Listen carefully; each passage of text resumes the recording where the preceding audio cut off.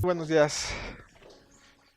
Pues bien, vamos a platicar el día de hoy de IVA. Sin embargo, como antecedente de lo más reciente tenemos la reforma de la ley de ingresos, ¿no? Donde pues nos limitan la compensación universal y que es parte de lo que vamos a platicar el día de hoy.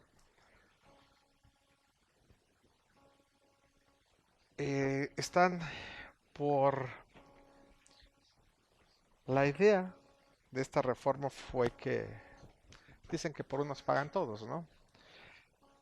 Y lo cierto es de que hay mucha gente que compra eh, facturas. Allá los de en línea me escuchan bien, todo bien en orden. Sí. Este, y por estas personas que compran facturas, pues están pasando a perjudicar a las empresas que en sus flujos de efectivo, porque hay muchas empresas que generan saldos a favor y que o que compensaban, generan saldos a favor y que hoy día se les complica mucho esta situación. Entonces, es una de las partes importantes en este año. Y lo que se busca para solventar esta situación es generar padrones en los que se den de alta estas empresas, demostrando que son empresas legales, que hacen operaciones y que tienen su saldo a favor, eh, pues es de alguna manera legal, no que son las que compran facturas y que generan saldos a favor por compra de facturas y que es lo que está afectando el fisco. La compra de facturas, estamos hablando que se ha vuelto un negocio inclusive donde el crimen organizado ya le entró. ¿Por qué? Porque hay dinero, mucho dinero. Estamos hablando del 7% del Producto Interno Bruto, o sea, es muchísimo dinero lo que hay en este negocio. Y tan el crimen organizado ya le entró que hace un par de meses, 3 meses, perdón, por ahí en Monterrey hubo un ajuste de cuentas precisamente por la compra de facturas. Andrés Manuel viene con todo con este tema, pero bueno, yo siempre le he deseado el bien a Andrés Manuel. Si le va bien a él, pues nos va bien como mexicano. Yo no le puedo desear otra cosa al presidente. Pero sin embargo, se me hace que es de esas mamás que primero pega y luego investiga, ¿no?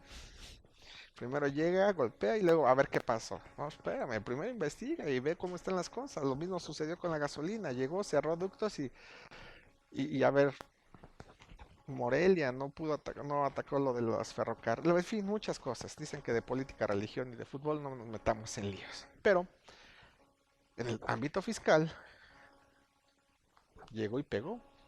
¿En qué sentido? En limitar la compensación universal. Y luego ya está investigando, ya va a empezar a hacer padrones, ya va a empezar. Está bien, pero ¿por qué no primero haces eso y después limitas? O vas limitando poco a poco. Si no, este presidente cierra la llave de jalón. Por eso les digo, se me hace como esas mamás de que llega, golpea y después, a ver, díganme qué pasó. Pues espérame, primero, mejor pregunta y no me golpees, ¿no? Entonces, esas son de las situaciones que, si bien es cierto, no hay más impuestos, no hubo reforma fiscal, pero nos limitan en cuanto a flujos de efectivo. Hay empresas que los flujos de efectivo de saldos a favor de IVA son interesantes y pueden parar su operación, ¿no? Entonces, es un tema, yo no dudo de la buena voluntad, porque es eso, buena voluntad que tiene. Pero creo que le hace falta un poco de asesoría, un poco pues de lo que es ser un buen político, ¿no? El consenso, el discutir. La semana pasada escuchaba que se está creando una comisión para que haya contrapeso, ¿no? Donde Xochitl Gálvez es una de las que está ahí en esa comisión. ¿Y qué les dijo Andrés Manuel, no? Ay, ternuritas, ¿no? O sea, estamos viendo encaminándonos a una dictadura. Yo no creo que lleguemos a ser Venezuela, desde luego que no. Pues, sin embargo, pues es un tema interesante, ¿no? Que nos afectan en varios ámbitos, no se diga el fiscal. Por otro lado, con el tema de las estos REP, ¿no? Los recibos electrónicos de pago, que entró en vigor el 1 de septiembre. ¿Qué es lo que se busca con esto? Cuando nace contabilidad electrónica, perdón, facturación electrónica por ahí del 2010, con el CFD 2011 que se vuelve obligatorio, 2010 fue opcional, y sin embargo el primer CFDI se emitió por ahí de 2004, estamos hablando de hace 15 años. La ley del IVA, un poquito de antecedente para entender lo que se buscó durante mucho tiempo y que hasta apenas está logrando. El flujo de efectivo nace por ahí de 2001 y al igual que ahorita leyes, por ejemplo, esto de la compensación universal, a través de que se dio a través de una modificación a la ley de ingresos, ¿no? No se reformó el código fiscal. En 2001 nace exactamente igual. El flujo de efectivo para la ley del IVA nace en la ley de ingresos. Y fue hasta 2002 cuando se incorpora al texto de ley. Y desde 2002, el artículo 32 de 2002 establecía la obligación de expedir comprobantes por cada pago que recibiéramos. No sé si alguno de ustedes lo hizo alguna vez. Algunas personas, cuando eran las facturas de papel, iban haciendo sus anotaciones atrás de la factura, porque desde 2002 ya venía la obligación de expedir un comprobante o llevar un control de que era pago en una sola exhibición o pago en parcialidades, así decía la ley. ¿Y quién lo llevó al cabo? Fue letra muerta por 16 años, ¿no? Porque apenas en 2018 empezó a tener importancia. 2018, 16 años donde ese artículo 32, bueno, el 32 se modificó en 2014 y lo pasaron a Código Fiscal de la Federación y aún así siguió sin surtir efectos. Es hasta 2018, 1 de septiembre, cuando nace el REP, ¿no? El comprobante de pago. ¿Y qué es lo que busca? Decíamos, cuando nace factura electrónica, el SAT ya tiene toda la información. Así como va el PAC nos lo regresa, pero a su vez lo envía el SAT. Y sin embargo, con la factura electrónica, ¿qué impuestos controlaba? Únicamente ISR. Y únicamente ISR para personas morales. Porque para una sociedad civil que es con base en flujo de efectivo no lo regulaba. Para las SAS que nacieron recientemente tampoco las regulaba. Personas físicas pues no se diga, ellos tributan con base en flujo de efectivo. Entonces para cerrar y tener todo el complemento y tener todo ya a la mano, precisamente nace el recibo electrónico de pagos. ¿Y cuál es su función? Pues ahora sí, con esto ya el SAT perfectamente sabe qué es lo que le debe. De repente dicen, es que hay sectores, es que hay, pues si ya los conoces, ¿por qué no vas por ellos? Es como cuando la Secretaría de Seguridad Pública dice, en estos puntos no pasen porque aquí hay mucho ratero, ¿no? Y nos dan ciertos cruces, algunas avenidas, y si ya sabes que están ahí, ¿por qué no vas por ellos, no? Pero bueno, la unidad de inteligencia del SAT tiene muchísima información y sabe perfectamente dónde está el lío. Y mucho de los líos, pues es precisamente con políticos, por eso no quieren destapar, porque si no, imagínense todo lo que encuentran, ¿no? El detalle es que Andrés Manuel en teoría viene por todos ellos, habría que ver. Entonces, con esto del recibo electrónico de pagos, pues ya se cierra el círculo. Ya podemos saber cuándo se causaron las contribuciones. En este caso, todo lo que va de la mano de flujo de efectivo. IVA, impuesto sobre la renta en personas físicas, sociedades civiles y todas las que tributan con base en flujo de efectivo.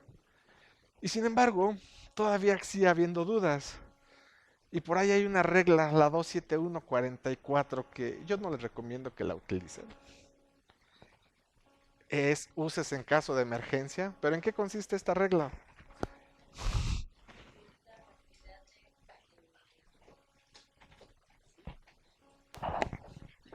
Buenos días. Correcto, ese es el deber ser. Pero también es cierto que nadie en la práctica lo hace. Y el SAT no ha dicho nada. Por mucho tiempo no ha dicho nada. ¿Por qué? Porque hasta nos ha dado vuelta. En el pasado, hace muchos años, ¿se acuerdan? Que en la página del SAT podíamos checar los pedimentos y que bajábamos eso. Ese es el IVA que me debe cuadrar contra mi IVA de importación. Jamás lo sumamos aquí, los actos o actividades arriba y luego abajo otra vez. Jamás lo hicimos y sí checábamos y metíamos la deducción y nos la regresaron.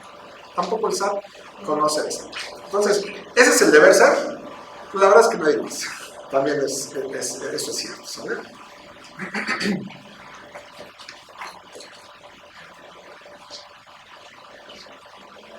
¿A qué horas es el receso, perdón? No sé cuándo. Hasta aquí vamos bien. ¿Sí?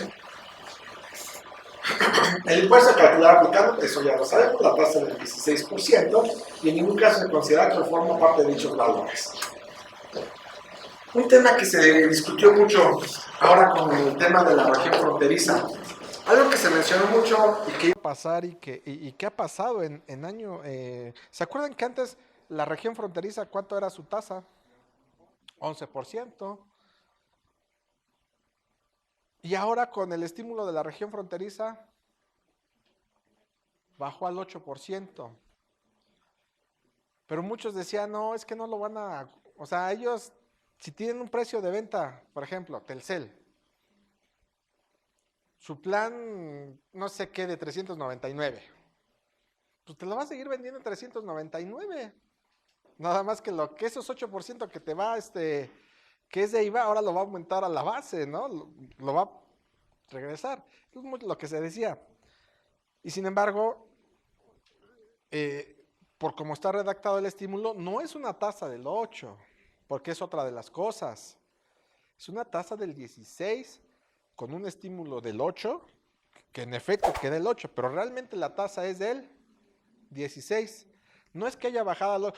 En efectos numéricos, si lo queremos ver así, sí tiene el efecto del 8%, pero efecto legal es 16 IVA, 8% de un estímulo y se resta. Entonces por eso queda en el 8. Recordemos que tiene vigencia. ¿Cuántos años tiene? 2 años. 2 años. Con una serie de requisitos que ahorita vamos a comentar. Entonces está expuesto a que lo modifiquen. Lo ideal es que quede en la ley del IVA. Así como les mencioné que en 2001 el flujo de efectivo se hizo a través de la ley de ingresos en 2001, pero en acto seguido en 2002 lo subieron al IVA. Entonces ya quedamos con una certeza jurídica. ¿Vale?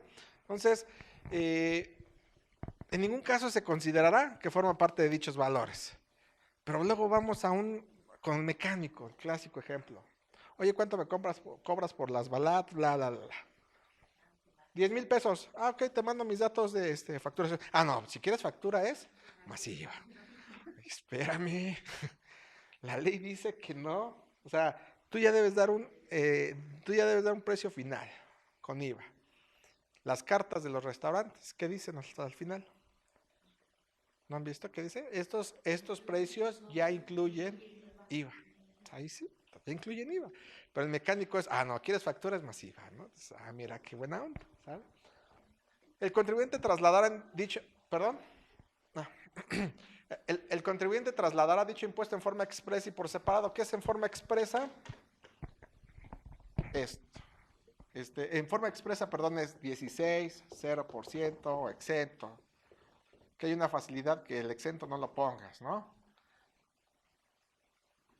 Y por separado, que pongas tus 16,000 pesos, no pongas el total, 116. Se entenderá que por traslado el impuesto, el cobro o cargo del contribuyente debe hacer a dichas personas de un monto equivalente al impuesto. Fíjense algo también que es bien importante.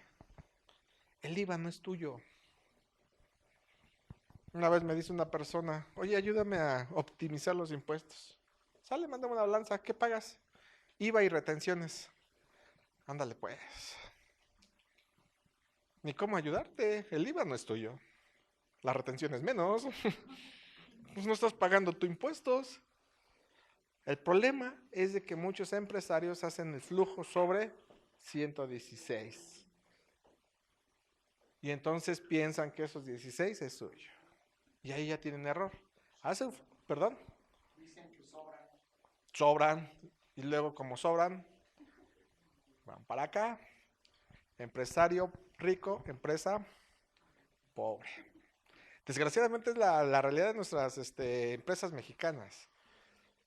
Hay un estudio que decía que duran 5 años, los primeros 2 años para generar riqueza y los otros 3 para vaciarla por completo. Dicen los empresarios que no tengo para pagar impuestos, no tengo para pagar proveedores, no tengo para pagar nómina, IMSS, pero ¿qué carro trae? Casi siempre anda descalzo en un Mercedes, BMW, ¿no?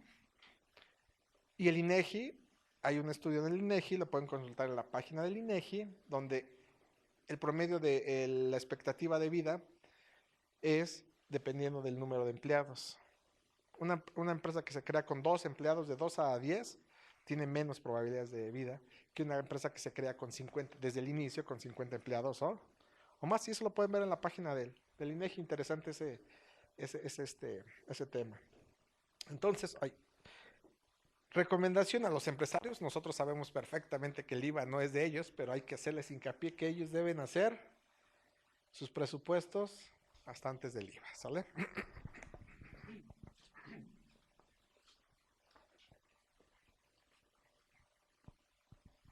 El impuesto se calcula la tasa a los valores a que se refiere esta ley cuando se realicen los actos o actividades siguientes.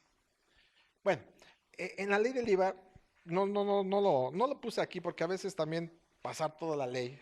Lo cierto es de que debemos analizar. Hay muchas situaciones en los alimentos, que es lo que el 0%.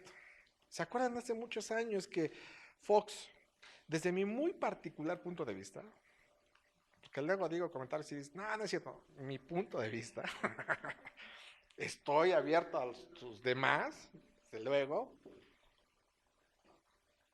El detalle de los impuestos está en los indirectos. Están los indirectos. Sube una base, quita el cero, quita los exentos, deja una canasta básica, que sea básica. Oye, es que me vas a hacer pagar IVA en las medicinas. Bueno, si no te alcanza, pues hay oportunidades como un género, pero no es lo mismo. Bueno, entonces, o sea, empezamos una estirilla. Pero desde mi punto de vista es los indirectos. Porque muchos se jactan de decir, yo no pago impuestos. ¿Vas al súper? Sí. Fíjate en el súper, vas a ver que sí pagas algunos impuestos, como el IVA. Entonces, desde mi punto de vista es dejar una canasta básica, bajar el impuesto sobre la renta y que ese dinero se vaya al consumo y con eso se reactiva la economía. Eso fue y estuvo plasmado en la primeritita reforma que presentó Fox, donde no recuerdo si le llamaba subsidio al empleo o crédito en ese entonces todavía crédito al salario, incrementaba el crédito al salario. De tal manera que una persona que ganaba el salario mínimo en ese entonces 200 pesos, pensando que todo lo destinara al IVA, ¿cuánto es el IVA de 2,000 pesos? Son 300, ¿no? 320. Le daban un crédito de 400. ¿Qué iba a pasar con ese crédito? Ibas a pagar los 320 que te incrementé de IVA y aparte te iban a sobrar 80 pesitos para que siguieras generando actividad. Y en ese entonces, Andrés Manuel, que era un detractor, bueno, de esa propuesta, no es posible que vayamos a pagar IVA por un chicle que me coma. Ya hace 3 años los chicles ya pagan impuestos, ¿no? Pero esa propuesta que hizo Fox era muy, muy buena. Iba en ese sentido. incrementar la base para los indirectos, bajar el impuesto sobre la renta o subiéndolo a través de un subsidio para los que ganan menos, tenían menos ingresos, y con eso iba a reactivar la economía. Después hicieron un Frankenstein, ¿no? Porque ya parchado de todos lados, ya no resultó lo que era una muy buena propuesta en un inicio. Desde luego, en México, en ese entonces, Fox se quiso aventar el tiro político, porque después ya nadie se quiere aventar los costos políticos. Y sin embargo, con todo esto ya, por ejemplo, el PRI, que antes era y ahorita ya está por los suelos. Pero bueno, esa es otra historia. Entonces, lo importante es, de los ceros, no se los puse porque también es traspasar todo lo que hay, más bien es el efecto que tiene. Es analizar que si es procesado, que si es... Hay veces que no es tan fácil. No es tan fácil determinar si es un cero exento o si es o si ya se va al IVA.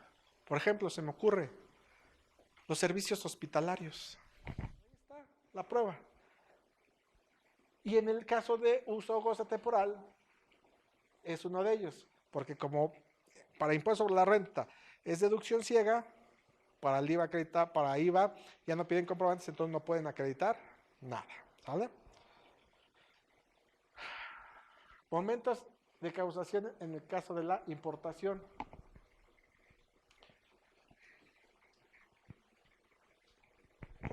Se considera que se efectúa la importación de bienes en servicio en el momento en que el importador presente el pedimento para su trámite en los términos de la legislación aduanera, en caso de la importación temporal, en convertirse en definitiva y tratándose de adquisición de uso o goce de bienes intangibles en el momento en el que se pague efectivamente la contraprestación.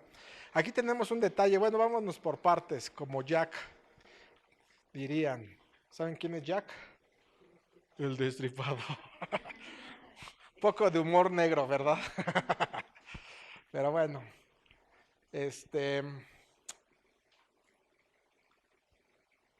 para impuestos sobre la renta me dice que debo tener un pedimento. Y sin embargo ya dijimos que si la compro en Estados Unidos y la mando a Brasil no necesito tener pedimento. Sin embargo, bueno, entonces no es importación. Tampoco es un acto de actividad. De todos modos ya dijimos que ni la pelamos, ¿eh? Aunque sea acto de actividad no la mencionamos. Pero en el caso de importación temporal, lo compré en Estados Unidos y va a Guatemala, pero no va por avión, va por tierra. Entonces forzosamente tiene que pasar por México. Paga impuestos en frontera norte, lo meto por Paso, Texas, cruza México y sale por Chiapas, ¿no? ¿Paga impuestos en la frontera norte? ¿Sí? Hay un pedimento, hay diferentes tipos de pedimentos. En materia de comercio exterior, podemos hablar de diferentes tipos de pedimentos. El primero es importación definitiva. Lo compré en Estados Unidos y lo traigo al DF. Es definitivo. La importación temporal lo traje de, ¿qué es Laredo a Nuevo Laredo? ¿No? Nuevo Laredo es México, según, ¿no? Es México, ¿no? Lo traje de Laredo a Nuevo Laredo. Lo van a maquilar y se lo regresan. Entonces, esa es importación temporal, que es la última. No es cierto. En el caso de importación temporal, al convertirse en definitiva. En este tipo de importaciones yo tengo cierto tiempo para regresar la mercancía. Si mal no recuerdo, son 6 meses. Y puedo pedir extensión hasta 2 veces más, 2 adicionales, o sea, hasta 1 año y medio.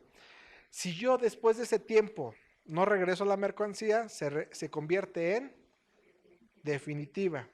Y si se convierte en definitiva, tendría que estar pagando un impuesto. Por eso es que muchas veces las maquiladoras tienen ese problema, porque tienen que estar llevando el control de cuánto tiempo deben estar en territorio nacional. Muchas veces se importan maquinarias, entonces hay que cuidar el tiempo. Se acaban los 6 meses, pido autorización para otro periodo similar y terminando ese periodo va de regreso. ¿Vale? Entonces, si me paso del tiempo se convierte en temporal y entonces tendría que pagar un impuesto. Si se pasa el tiempo de temporal se convierte en definitiva. Y el tercer tipo de pedimento es el T, creo que es T1, que es de traslado. Yo le voy a decir en la frontera norte, en Paso, Texas, dijimos que íbamos a pasar la mercancía. Oye, ¿qué crees? Que esta mercancía va para Guatemala. Dame chance de pasar por México, ¿no? Sin pagarte impuestos. Ok, hacemos un T1, pero tiene cierto tiempo. ¿Cuánto te haces de aquí hasta Guatemala? 2 días, 3 días, ¿no? Bueno, después de 3 días me tienen que informar en la frontera sur que ya salió esa mercancía. Y si no sale esa mercancía, se convierte en definitiva. Y van y te buscan y tendrías que pagar un impuesto por no haber concluido el trayecto, ¿no? Entonces, no pagas impuesto. ¿Por qué? Porque le vas a decir que vas a ir a la frontera sur y vas a salir para llevártelo a Guatemala o a cualquier país de Centroamérica. Entonces, no grabaría un impuesto, ¿sale? Pero sí tenemos que cumplir con fechas, con los tiempos. Ahora, ¿qué pasa si me quedo por aquí, en México, con esa mercancía, en la Ciudad de México? En algún momento te van a revisar.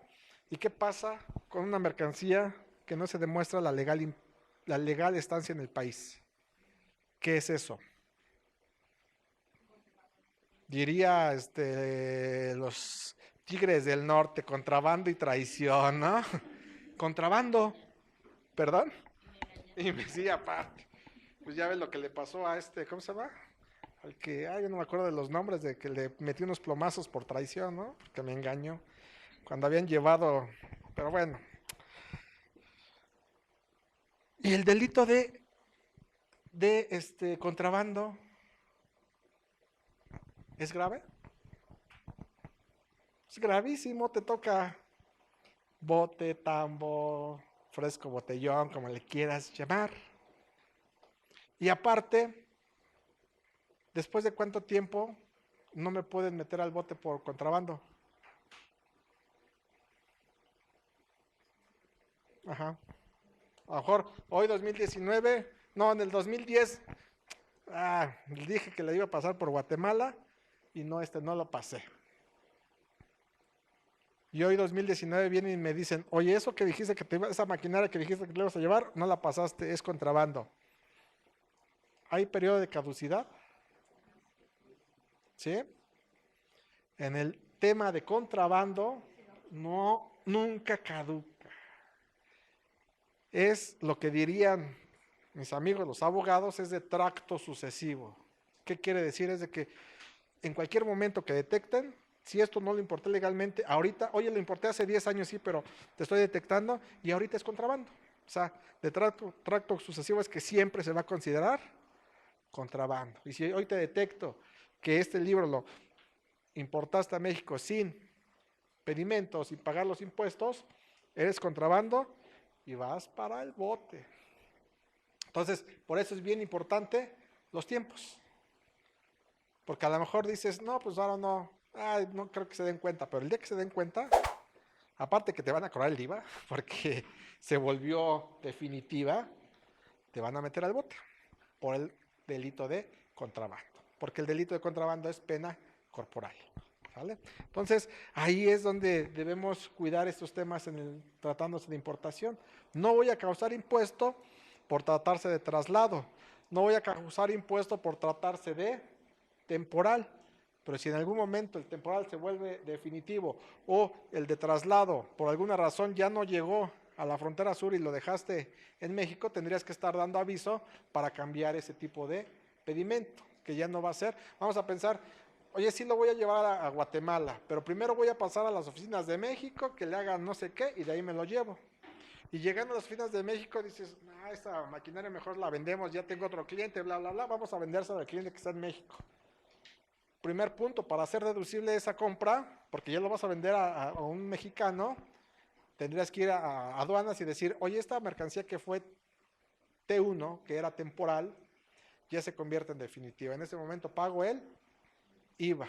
Y cuando le factura a mi cliente en México, uno de los requisitos de la facturación es de que en tratándose de mercancía de importación tengo que incluir el número de pedimento y con eso ya cumplo con los requisitos. Sí se puede, sí, porque cambié de opinión en el trayecto, pero no te hagas, paga lo que tienes que pagar.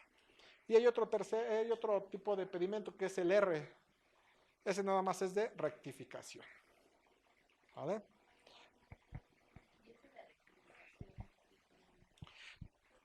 Traje plumones y por decir algo, no conozco bien los aranceles, ese sí no los conozco bien, pero traje plumón que sirve para pizarrón blanco. Y en el momento de importarlo me lo catalogaron como los permanentes. Y uno tiene diferente arancel. A lo mejor en IVA no te cuesta más, pero en el IGI te puede que te hagan un cargo adicional. ¿Perdón? O el DTA, el derecho de trámite aduanero o el impuesto general de importación, ¿vale? Entonces, para eso sirven los de rectificación. O al revés, me lo catalogaste de un producto que graba tal y es menor, o del país en el que viene, tengo ya ven que si viene de China, ¿cómo están grabados los aranceles para productos chinos? ¿Cómo son? Altísimos. ¿Cuál es la finalidad de un arancel? ¿Qué pasa si yo importara pantalones chinos de cómo vienen el costo de China? Si de por sí ya le están dando en la torre a nuestro... es más barato. Y por lo tanto, ¿qué vas a comprar? Que bueno, cada quien, ¿no? Si me compro un... ¿Mandé? Sí, porque si me compro un pantalón chino me dura 2 meses, por decir algo. Y si me compro uno... Mezclilla mexicana es buena, ¿eh? Uno de mezclilla mexicana que me cuesta, el de China cuesta 100, me dura 2 meses. Y uno de mezclilla mexicana que a lo mejor me cuesta 300, 400 pesos, porque no hablo del Levi's, que eso ya cuesta más, pero uno de mexicano, como tal, me cuesta 400. Dices, no inventes, me cuesta 4 veces más, pero te dura un año. O sea, te dura 6 veces más. Pero ya lo vimos, que el mexicano dice, vive el momento y ahorita nada más me tengo 100 pesos, ¿no? Entonces, el arancel me sirve precisamente para regular y que no llegue a... Porque productos chinos pueden llegar en 10 pesos, 15 pesos, 20 pesos. Y entonces lo que se hace que suba un poquito y aún así siguen siendo baratos son los aranceles. Entonces, si vienen 15, te cobro un arancel de 150 para que tú por lo menos lo vendas en México a 165. Y aún así está por debajo del producto mexicano. ¿Vale? ¿Por qué? Porque los productos chinos son buenos, son de calidad, pero son de calidad. Por ejemplo, ¿esto dónde lo ensamblan? Un iPhone, ¿no? ¿Dónde lo ensamblan? En China. Y muchos de los productos están ensamblados en China. Y no me digan que un iPhone es de mala calidad, ¿no? Pero ¿qué es lo que nos venden a nosotros? Basura, basura. Establece la sexta resolución me habla de saldos a favor generados hasta el 31 de diciembre de 2018, donde voy a poder compensar IVA contra ISR y ISR contra IVA. Lo generado en 2019 es impuesto contra el mismo impuesto porque vamos a hacer referencia a la ley de ingresos. Hago referencia a la regla que acabamos de leer 2319, ¿no? Creo que la leímos, y tengo que presentar avisos de compensación. Eso es todo el rollo que se trae de la compensación universal. No sé si les queda claro. ¿Sí? Para que pueda tener ese beneficio de poder acreditar contra un impuesto propio, ISR contra IVA. Compensa. Ahí la condicional es que yo no lo hubiera compensado ni solicitado en devolución, si es remanente. Ahí hay otro detalle. Oye, yo empecé a compensar y era un remanente. Se habla de los derechos adquiridos. Pero ese remanente sigue la misma suerte. Si es de IVA, desde luego que lo vas a poder seguir compensando contra ICR o contra no, contra ISR, ¿no? Hasta que se agote, exactamente. Contra IVA, ¿no? Ahora, no, compensar contra IVA, no por lo que les acabo de decir, todo el mundo que dice que luego los locos somos los que cambiamos al mundo, ¿no? Pero bueno, yo no sufro de locura, realmente la disfruto muchísimo, ¿no? Ahora, en la práctica, porque siempre en la práctica está bien bonito esto, pero el remanente, cuando presentas un aviso de compensación te pide un folio anterior. ¿Qué le pones?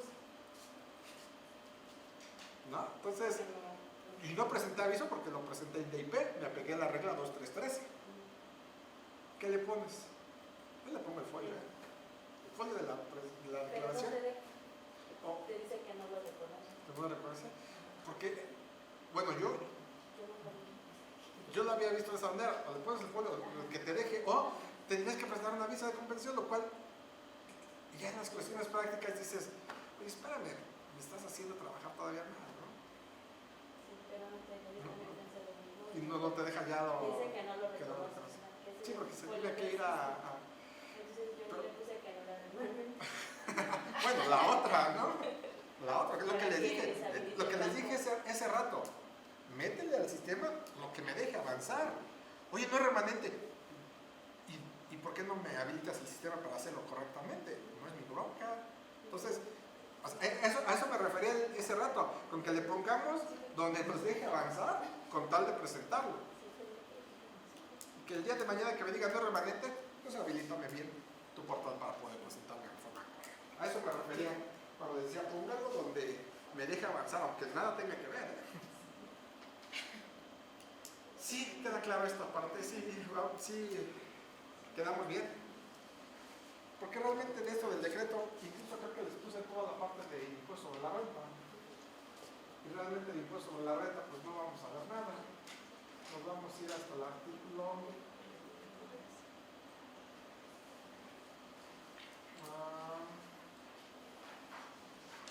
Padrón. ¿Dónde está? Creo que ya me pasé.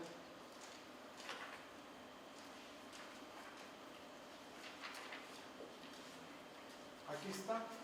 Este es el de la que realicen actos o actividades.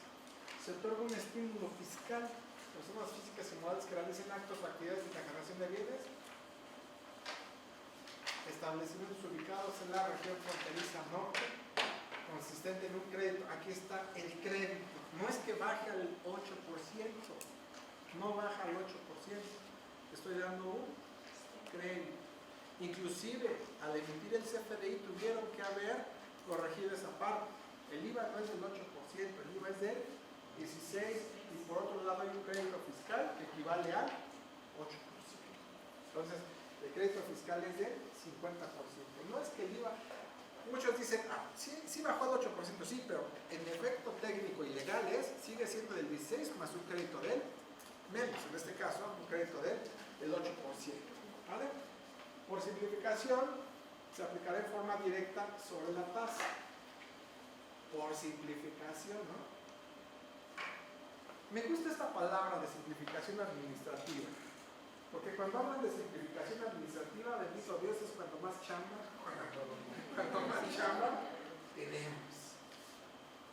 ¿Recuerdan cuando Enrique Peña Nieto salió a decir que ya no necesitábamos contadores, junto con su flamante secretario de Hacienda, que hoy es ya el consejo de HCBC, ¿cómo se llama? Villegaray, ¿no? Y que dijo ¿perdón? No, lo dijo con Villegaray, quien es HCBC, sí me confundí porque Mil fue el que concedió para presidente, ¿no? Ahí se me fue. No, Villegaray fue el que salió. Primer punto, la mitad de México ya era rico, por eso quería grabar IVA en colegiaturas y todo lo que dijo. Y después ya iban a necesitar contador. Qué bueno, por eso les digo esta palabra, me gusta, porque cuando la dicen es cuando más trabajo. La tasa disminuida que resulte se aplicará sobre el valor. Los contribuyentes deberán cumplir con los requisitos que establezcan. ¿Qué requisitos? Deben realizar la entrega material de los bienes en la región fronteriza. Presentar un aviso de aplicación de 30 días naturales. ¿Qué creen? se alivió, lo hizo. El que no, se llama. Cuando inicie, aquí es interesante, cuando inicie la actividad con posterioridad, debe presentar el mencionado aviso conjuntamente con la solicitud. Te inscribes en el RFC, presentas el aviso. Únicamente se podrá aplicar el estímulo cuando se presenten los avisos en tiempo y forma. Aquí sí es claro, tiempo y forma. Aquí es cuando no aplica la espontaneidad. ¿Por qué? Porque si no lo cumplís en tiempo, te llamabas. La omisión de la presentación de los avisos en los términos previstos en esta fracción conducirá las consecuencias jurídicas que procedan conforme a las disposiciones fiscales. ¿Cuáles van a ser? Te grabas el 16. No se aplicará el estímulo en los casos siguientes en la generación de bienes inmuebles. Está bien. ¿No quieres comprar en zona fronteriza? No compres. O sea, ¿quieres vivir en zona fronteriza? Paga el 16. No lo vas a poder mover en inmuebles, ahí no hay bronca. Suministro de contenidos digitales, audio, video, generación de audios. Contribuyentes que se ubiquen en alguno de los puestos del 69. Ojo con ese bendito 69. Los contribuyentes 69 y 69B. Tampoco será aplicado el estímulo a los que no hubieran acreditado que efectivamente adquirieron los bienes o recibieron los servicios que para los contribuyentes fiscales digitales correspondientes. 69, ¿no? Operaciones simuladas. Los contribuyentes a los que se haya aplicado, fíjense, este 69 está en todos lados, ¿no? Lo estimo, y ojo, o sea, uno de los requisitos es de que tengas 18 meses viviendo en zona fronteriza para hacer el beneficio. Y algo bien importante, los estímulos fiscales son ingreso acumulable. En su conjunto es sí, siempre y cuando en el propio estímulo diga que no. Y aquí que nos dice, el estímulo fiscal, de ese va el IVA, no se considera ingreso acumulable. Entonces la generalidad es sí es acumulable, salvo que expresamente lo diga en el estímulo. Y en este caso el estímulo dice que es, no se considera acumulable. Será elevado a los contribuyentes que apliquen los estímulos fiscales a que se refiere a presentar el aviso que se refiere al artículo 25 del Código Fiscal. Tiene que expedir reglas y entra en vigor, estará vigente nada más